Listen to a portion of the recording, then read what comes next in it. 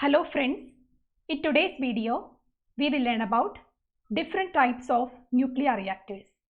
We will see two different types, the power reactor and the breeder reactor. So in a power reactor, the heat generated from a nuclear power reactor, the nuclear reactor is used for producing power or for electricity generation. So this is a schematic diagram of a power reactor. So you can see here, this is the reactor core where the uranium fuel is placed or any other fissile material is used. There are the usual setups of moderators, control rods, the shielding, and every setup that you have already learned is present. And the speciality is here that the coolant material that is used, for example, water or any other coolant, will be used to take away the heat energy that is produced in the reactor. So usually uranium or any salt dissolved in water is used as the fissile material inside the core, and this heat generated from this process of nuclear reaction will be taken out by using a suitable coolant. And this coolant will get heated due to the absorption of heat from the reactor, and this coolant will pass through this setup here.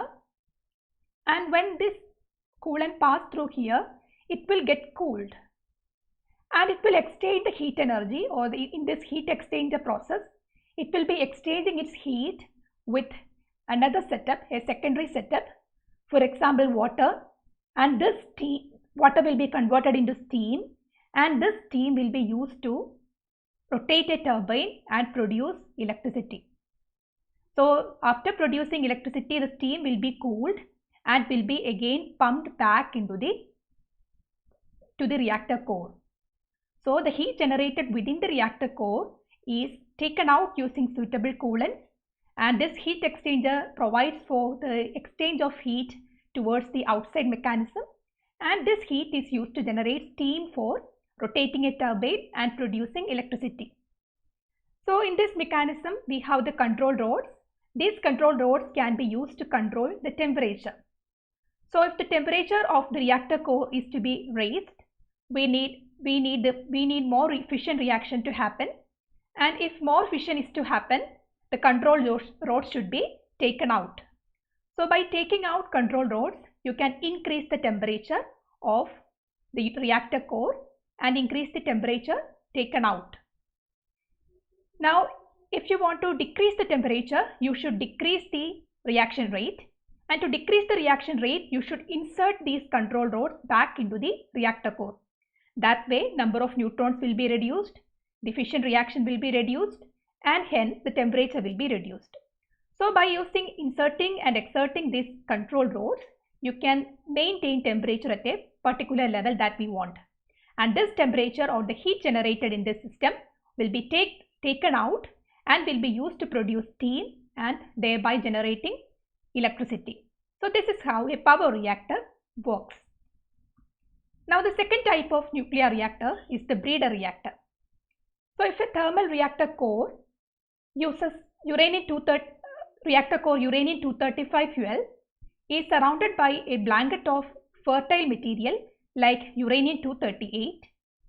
Uranium-238, which is not itself fissile material but which is fertile, can be converted into fissile fuel. So you note a word here, fissile fuel. So the word fissile means this fuel can undergo nuclear fission and can give out energy. So this material, fissile fuels, can be directly used in a reactor. But certain materials are not fissile but will be fertile. For example, uranium-235 or thorium, and some of these isotopes, sorry, not uranium-235, uranium-238. Uranium-238 and certain other isotopes are not fissile. That means they cannot be directly used in a nuclear reactor, but they are fertile because they can be converted into fissile fuel by using suitable reactions. This uranium-235 is a fissile fuel because they can be directly used in a reactor core. So in a breeder reactor, along with the nuclear fuel that we are using, the fissile fuel, we will be surrounding this fissile material with some fertile material like uranium-238. And in the reaction, these fertile materials will be converted into a suitable fissile fuel. And thus, the reactor not only produces energy but also gives us some more fissile fuel. That is why it is called breeder reactor. It is actually producing the fuel by itself. So let us look into the reactions happening in a breeder reactor. For example, if uranium-235 is used as fuel, in the fission process of uranium-235, we know plenty of neutrons are produced, and some of the neutrons will be used to undergo fission with other uranium-235 nucleus, but some of the neutrons will be used to collide with uranium-238, which is surrounding the core, and with this reaction, uranium-239 will be formed. And later, this uranium-239 which is formed will be converted into neptunium, because that is the normal decay process, normal beta decay process. And again, this neptunium is radioactive and it will undergo beta emission.